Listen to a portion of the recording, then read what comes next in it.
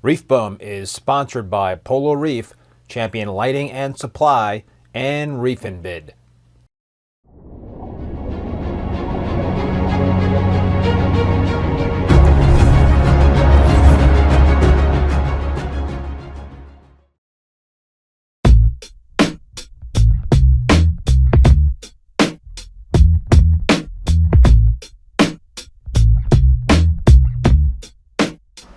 Hey everybody, and welcome back to another video. So it has been 3 months since I started bolus on my peninsula tank system, and I wanted to do a video to provide my observations. So it's very important to note here that I am a sample of one. I just want to go over what I've been observing, so just keep that in mind in terms of drawing any conclusions, some broader conclusions about bolus overall. I am just one person giving you my observations in terms of what happened. So let's get into it. So it was a scary beginning when I did the transition from kalkwasser and a calcium reactor to bolus. I flipped the switch pretty much overnight and took the calcium reactor and stopped dosing the kalkwasser. One day, and then the next day I started dosing the bolus system. And so the bolus, just for those that are not intimately familiar, it's like a 3-part dosing system. You're dosing alkalinity, calcium, and magnesium. You've got trace elements in the alkalinity as well as the calcium, not in the magnesium, and you're doing the big alkalinity dump 30 minutes before the lights start ramping up. So that's the gist of bolus. So it was a little frightening for me at the beginning because I seriously underestimated the amount of alkalinity my system was consuming. I went on the conservative side and guessed a much lower amount actually than what the system was consuming. So for the first few days, my system cratered, my alkalinity cratered to like around 5.6, 5.7 alkalinity when it had been in the 7.5 to 8.5 range. So that was certainly scary, and there were some pretty big swings in terms of the high points and the low points. Those were about 1.5 DKH points over the 24-hour periods for a while. The main thing that I've observed with this system in terms of bolus over the last 3 months versus the prior months is that my corals are still doing great. The system was looking great before I started bolus in terms of the corals. It's a heavily dominated SPS system, and all the corals are still looking fantastic. There were some problematic SPS, mostly there were some millies that did not have the kind of polyp extension that you would expect with a millie, and most of those corals have not rebounded because of bolus. There's another coral, the Tyree purple monster, that I've been losing frags of the last 2 years, and I did lose a couple more frags after I started bolus with the Tyree purple monster. So I can't say that bolus was the reason why the Tyree purple monster was lost, because that had been going on not only in this system but my other system. So mysteriously I had been losing Tyree purple monster frags, and I still have not figured that out, but it's a very, very difficult coral to keep. It's a super slow grower, and it's really the only coral I've lost from what I could tell over the last couple of years. But like I said, I've had some issues with some millies in this system and in my other system that I'm still using kalkwasser and a calcium reactor on. But so some of those problematic corals didn't rebound because of bolus, but some millies have looked puffier. I've noticed some white rims around the basal discs of some of my SPS, which is apparently a good sign. So there's been some definite positive signs, and like I said, the corals look really healthy. I've got much fewer precipitations in this tank than I do in my other system. My other system, I just have this persistent cyano issue, and in this tank I just don't really have that kind of problem. I had an issue what I talked about when I first started bolus.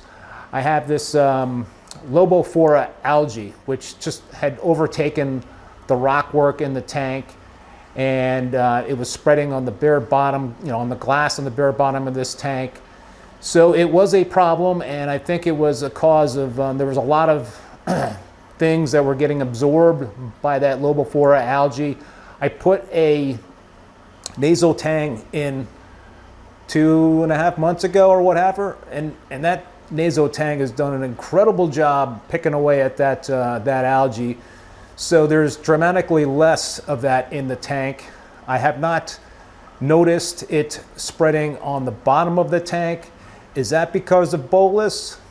Maybe, maybe not. Maybe it's the nasal tang that's doing the heavy lifting on that. But the fact of the matter is there's less stuff in the tank that's precipitating. So I've got less algae issues, much less algae issues now in this tank versus the other system. So that's a big plus.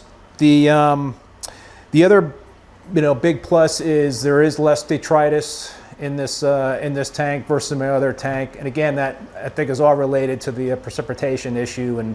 And what that's all about is if your calcium exceeds 440, then these precipitations can start. So the calcium in this system had been close to 500 before I started doing bolus, and now it is down around the 400 range. So that is not jump starting that precipitation, whereas in my other system with the calcium reactor and the Kalk washer, my calcium is still upwards close to 500. So that's a problem, and it's something that I'm considering switching from the calcium reactor and Kalk washer in that system to bolus to try to address that issue. So it's much harder to control that calcium with the calcium reactor and Kalk washer in terms of getting it down to an acceptable level versus bolus. So there's a lot more control in bolus. I like that. There's some things I don't like with bolus. Right now I'm dosing a lot of alkalinity, almost 800 milliliters a day. So that's a serious amount of alkalinity. I've been told that should go down.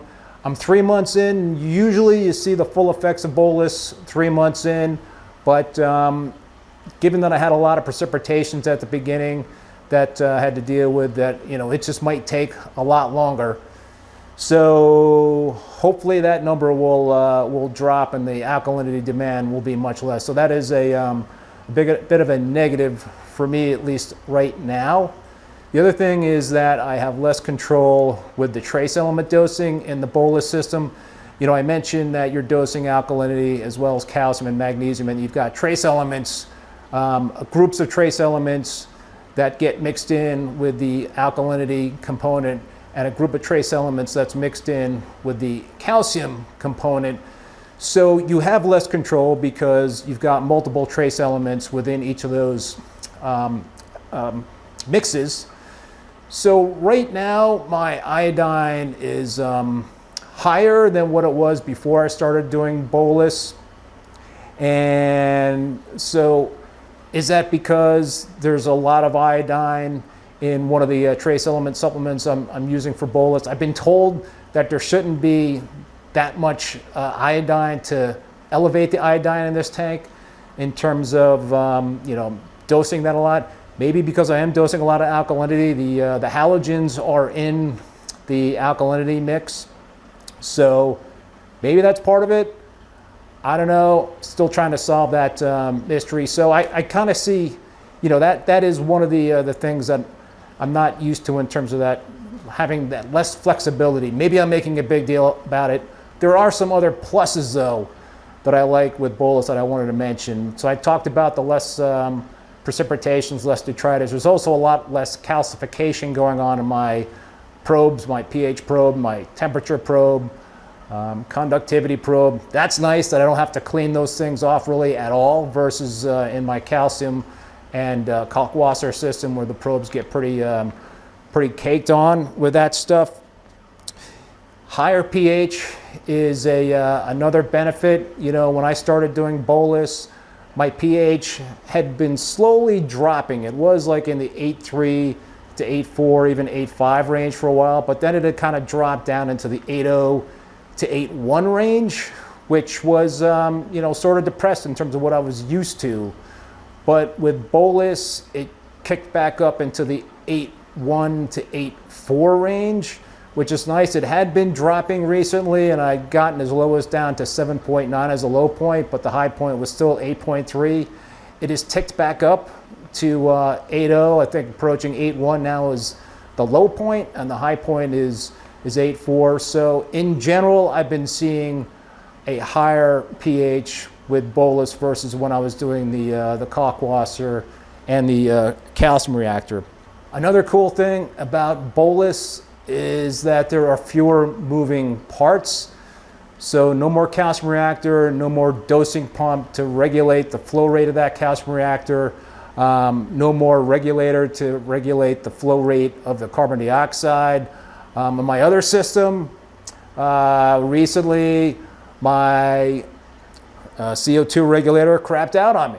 So, you know, that there's just more variables in play, I think, when you have a calcium reactor and Kalkwasser versus just relying on dosing pumps to do the bolus method. So fewer moving parts is a cool thing. One other thing I wanted to mention, I'm not sure this really counts as a negative because the corals have looked great, is that I've had big alk swings with bolus. I mentioned that my alk cratered to 5.6 for a few days right at the beginning. Those alk swings have been like 1.5 for the first couple of months I've been doing bolus. Now it's been like maybe an alk swing in terms of low point, high point of about 1. Early on in my reef keeping career, I thought alkalinity swings were a bad thing and that you should keep your alkalinity as stable as possible. The last few years, I haven't really bought into that because I've had some alk swings here and there, and I've noticed no issues at all with my corals. So is that a problem with bolus? I don't think so. I think I've seen some leveling out of my alkalinity, you know, after the bolus dose. So after that initial bolus dose, I hit a high point on alkalinity, and then the next, you know, several readings. And I've been measuring alkalinity. At first, I did it every hour during the 24-hour day. Now I'm doing it 12 hours during the day. But for the most part, the first few alkalinity readings after that bolus dose have been the same. So there's been a plateau, and I've been told that that plateau should last even longer after that initial bolus dose. That's an honest report in terms of my journey with bolus. If you liked the video, please give it a thumbs up. Please subscribe to the channel if you haven't done so already. Until next time, be safe and be well. Later.